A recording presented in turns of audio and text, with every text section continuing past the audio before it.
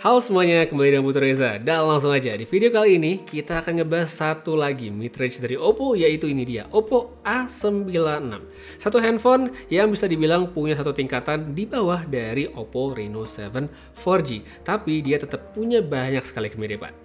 Untuk harganya saat ini dia ada di angka Rp4.299.000 yang bentar lagi, dikit lagi pasti bakal ada yang bilang kalau harganya mahal. Ya, saya pengen kaget, tapi ya ini Oppo, jadi udah deh, langsung aja kita mulai. Ini dia pembahasannya. Oke, seperti yang tadi udah saya bilang di awal video, kalau handphone ini punya beberapa kemiripan dengan Oppo Reno 7 4G. Seperti misalnya desain, Oppo A96 ini hadir dengan Oppo Glow warna hitam plus finishing matte yang cakep banget dilihat dan nyaman dipegang. HP sendiri juga kerasa cukup tipis pas di tangan, padahal dengan pertimbangan ini punya baterai 5000 mAh. Secara build quality ini juga udah mantep karena ada sertifikasi tahan debu dan juga air. Emang bukan buat yang sampai direndam gitu, tapi tetap udah cukup banget untuk ngasih rasa aman pas dipakai. Ya minimal kalau misalnya kehujanan, handphonenya nggak perlu diplastikin lagi. Oppo A96 punya tombol power sekaligus sensor sidik jari yang ada di kanan handphone, terus di atasnya cuma ada mikrofon, di kiri ada tombol volume, ada slot SIM card, dan di bawah ini terdapat jack audio, port USB-C, dan speaker. Oh ya, untuk speaker, handphone ini punya dua ya, jadi satunya di bawah tadi,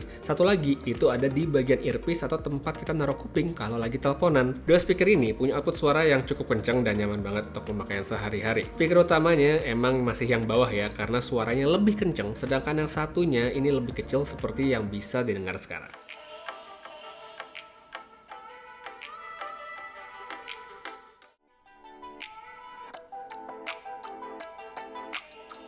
Kalau untuk multimedia ini sebenarnya udah cukup banget ya, apalagi buat kebanyakan user selama dia bukan audiophile. Menurut saya bakal fine-fine aja dan ya nggak banyak ngeluh lah. Jadi kalau buat multimedia, kombinasi sama layar ini udah bisa ngasih experience yang bagus. Nah untuk layarnya ini juga perlu diomongin sih.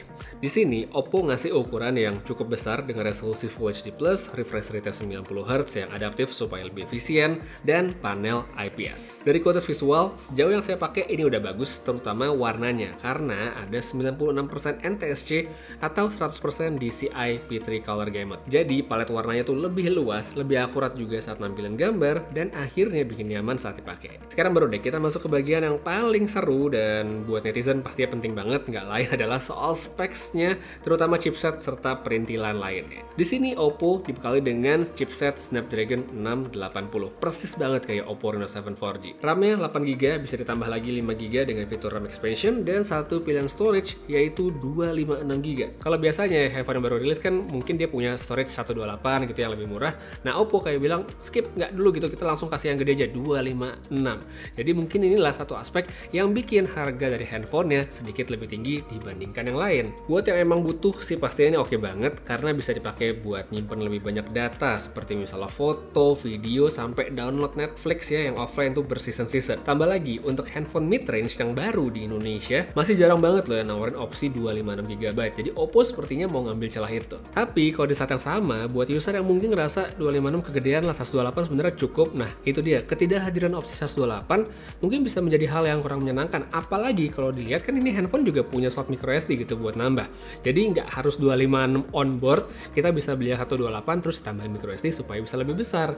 Jadi ya itu dia, cocok atau enggaknya, perlu atau enggaknya itu bener-bener balik ke kebutuhan masing-masing. Lalu kalau kita ngomongin soal performa chipset, Snapdragon 680 ini sebenarnya adalah chipset yang bisa dikategorikan cukup aja. Bukan yang super power, tapi ya itu dia, cukup. Cukup untuk dipakai media sosial, cukup buat chatting, browsing, multitasking. Itu semuanya oke dan nggak ada nge-lag yang ganggu lah. Daya tahan baterainya yang 5000 mAh juga menunjang banget untuk dipakai secara lama. Kali charge dengan pemakaian yang cukup intensif, sekalipun ini bisa bertahan paling nggak 1,5 hari dengan screen on time yang juga panjang. Ngecasnya ada 33 watt super VOOC, jadi nggak pakai lama. Jadi kalau buat orang yang menjadikan storage besar dan juga daya tahan baterai sebagai prioritas dari sebuah handphone, maka mungkin ini adalah handphone yang cocok. Cuma kalau konteksnya kita geser buat user yang main game, ya ini juga cukup aja sih, tapi ya settingannya bisa dikatakan tergolong rendah dan jelas bukan buat mereka yang gaming banget.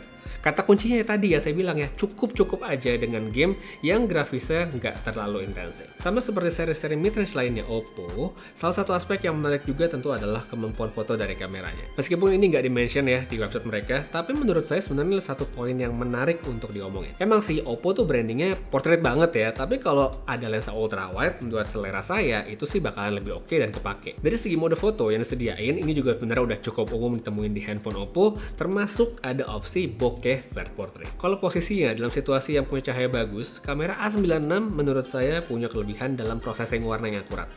Warna-warna yang terang seperti merah, hijau, ungu itu bisa difoto dengan baik dan sesuai dengan aslinya. Detail yang dapat juga oke, apalagi buat objek-objek dekat kayak gini. Jadi kalau buat orang yang merasa cukup dengan satu jarak lensa aja, ya oke-oke aja menurut saya. Emang ada tombol zoom ya di sini, tapi ini tuh digital dan maksimal 2 kali aja yang menurut saya bisa dipakai. Sedangkan kalau kita tambahin sampai 5 kali, itu udah nggak bagus hasilnya. Habis itu, kalau misalnya kita pindah ke foto malam atau low light, selama tidak low banget lampunya, ya menurut saya sih masih bisa. Contoh, misalnya kita foto gedung yang terang itu masih oke, tapi kalau misalnya kita yang agak gelapan kayak jalanan komplek gitu ya jadinya kelihatan biasa bahkan kurang. Ya tipikal handphone mid-range banget lah. Tapi karena Oppo juga sebenarnya kan tidak menjadikan kamera sebagai poin highlight dari produk ini, paling nggak di website mereka, makanya menurut saya ya udahlah nggak bisa diprotes juga. Satu lagi untuk kamera depan, di sini hasilnya saya lihat detailnya bisa bagus, tapi seringan juga terlalu halus dan jadinya kurang tajam. Padahal pas pengambilan ini saya lakukan di outdoor yang mana pencahayaannya udah terang dan cukup banget.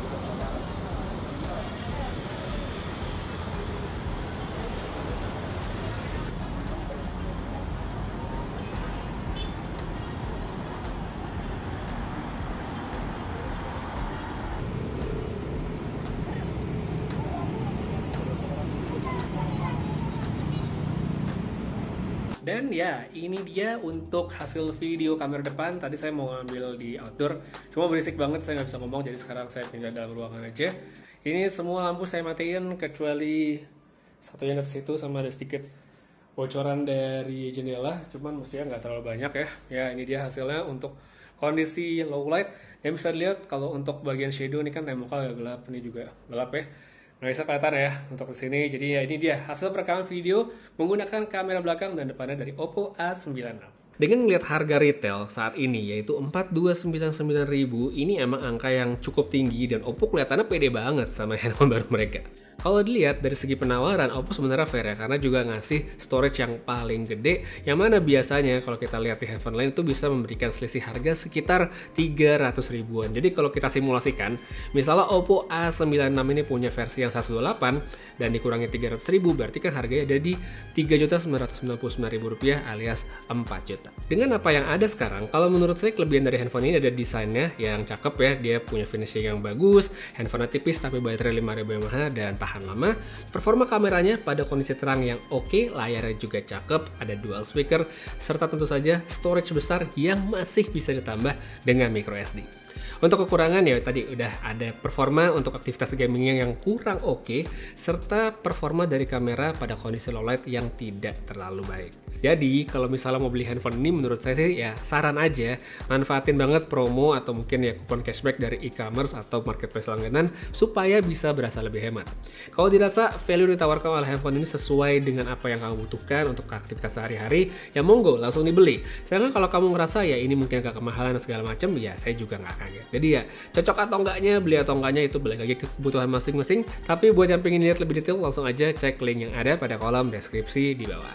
Untuk sekarang guys, gitu aja dulu sedikit review saya tentang Oppo A96. Terima kasih banyak nonton sampai habis. Putri Reza pamit, sampai ketemu lagi di video berikutnya. Dan seperti biasa, have a nice day.